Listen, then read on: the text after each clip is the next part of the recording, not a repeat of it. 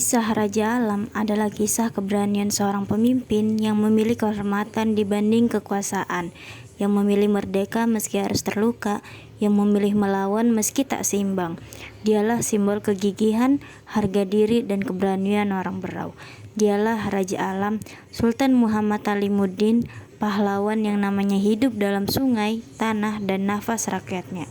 Selama nafas masih tersisa, tiada penjajah yang dapat menundukkan hati yang merdeka. Di Tanah Berau, Kalimantan Timur, sebuah nama tercatat sebagai simbol keteguhan dan keberanian. Dialah Raja Alam Sultan Muhammad Alimuddin, pendiri Kesultanan Tanjung yang kelak dikenal sebagai Kesultanan Sambaliung, seorang pemimpin yang sepanjang hidupnya menolak tunduk kepada kekuasaan Hindia Belanda. Tahun 1810, Raja Alam memisahkan diri dari kekuasaan Berau dan membangun kerajaan mandiri di Sungai Gayam, Tanjung. Dengan tangan rakyatnya sendiri, ia mendirikan istana, membentuk pemerintahan, dan menyatukan masyarakat. Ia memimpin dengan dekat dan merakyat. Tak ada singgasana bertahtakan emas, ia duduk bersama rakyat di lantai beralaskan tikar. Namun kewibawaannya tak tertandingi.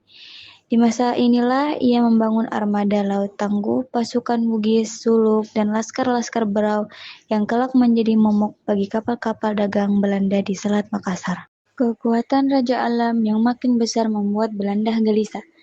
Dalam arsip sejarah, para peneliti seperti Eisenberger, Guesden, Hegeman Jos, dan J.S. Krom mencatat bahwa Belanda menuduh Raja Alam sebagai ekstremis, bajak laut, dan perompak.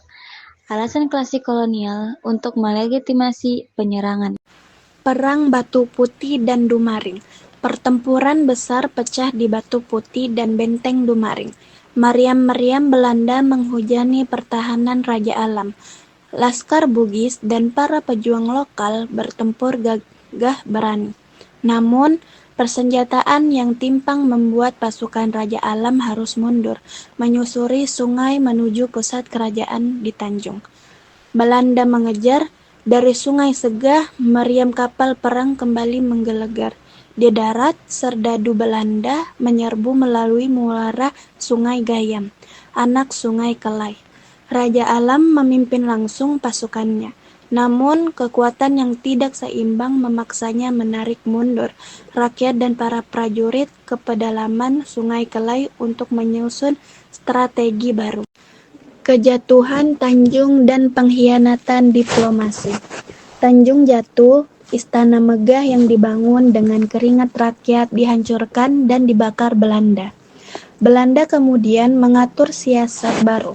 Mereka mengundang Raja Alam untuk berunding, sebuah tipu muslihat yang kelak menjadi catatan hitam dalam sejarah Berau. Di atas kapal perang, Cruise Boat 18 saat perundingan berlangsung, Raja Alam ditangkap bersama istrinya Andi Nantu, putranya Hadi Jalaluddin, putrinya Ratu Asma Semira, dan menantunya Syarif Dakula. Mereka dibuang ke Makassar. Namun, bahkan dalam pembuangan, perlawanan tak padam. Dalam perjalanan, Syarif Dakula memberontak dan gugur di tengah laut. Upaya pengembalian raja. Pada 15 September 1836, Sultan Gunung Tabur, Aji Kuning, dan Pangeran Muda Batu Putih mengirim permohonan resmi agar Raja Alam dikembalikan ke Berau, mengingat beliau sudah lanjut usia. Tidak ada syarat pengampunan, tidak ada janji tunduk, atau perjanjian politik.